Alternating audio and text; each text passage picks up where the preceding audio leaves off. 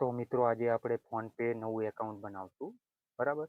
તો ફોનપે નવું એકાઉન્ટ બનાવવા માટે પહેલાં આપણે આધાર કાર્ડની જરૂર પડશે અને તે પછી બેંક એકાઉન્ટ એડ કરશું. તે પછી આપણે યુપીઆઈ આઈડી એક્ટિવ કરી શકીશું, બરાબર. તે પછી આપણે બેંકથી પૈસા ટ્રાન્સફર કરી શકીએ. એપ્લિકેશન ઇન્સ્ટોલ કરવાની, તે પછી ઓપન કરી લેવાની એપ્લિકેશનને. તે પછી તમારા જે આધાર કાર્ડથી મોબાઈલ નંબર લિંક હોય તે મોબાઈલ નંબર નાખવાનો રહેશે.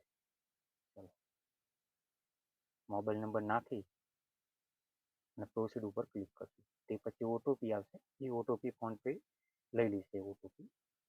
ચાલો, તે પછી લોકેશનની પરમિશન દેવી પડશે. તે પછી આ રીતનું ઇન્ટરફેસ આવશે, બરાબર. અહીંયા જે પ્રોફાઇલ ઉપર ક્લિક કરશું. તે પછી બેંક એકાઉન્ટ જે લખેલું છે ને તેના ઉપર ટેપ કરશું. આ રીતનું ઇન્ટરફેસ આવશે. અહીંયા તમારી પાસે જે બેંક એકાઉન્ટ હોય તેના ઉપર સિલેક્ટ કરી દેવાનું. ચાલો, તે પછી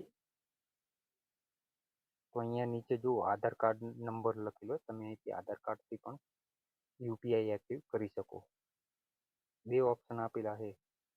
આધાર કાર્ડનો નંબર અહીંથી તમે નાખી શકો. તે પછી એક્સેપ્ટ પ્રોસીડ જે લખેલું છે ને તેના ઉપર ટેપ કરશું. ચાલો, અહીંયા આધાર કાર્ડનો નંબર નાખવાનો રહેશે. ચલો,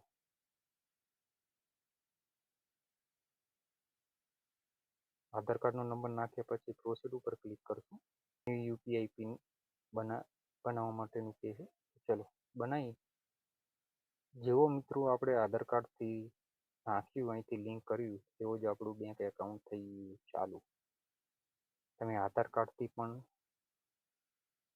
ફોનપે એકાઉન્ટ બનાવી શકો છો. તો બેંક યુપીઆઈ અહીંથી પૈસા ટ્રાન્સફર કરી શકો છો.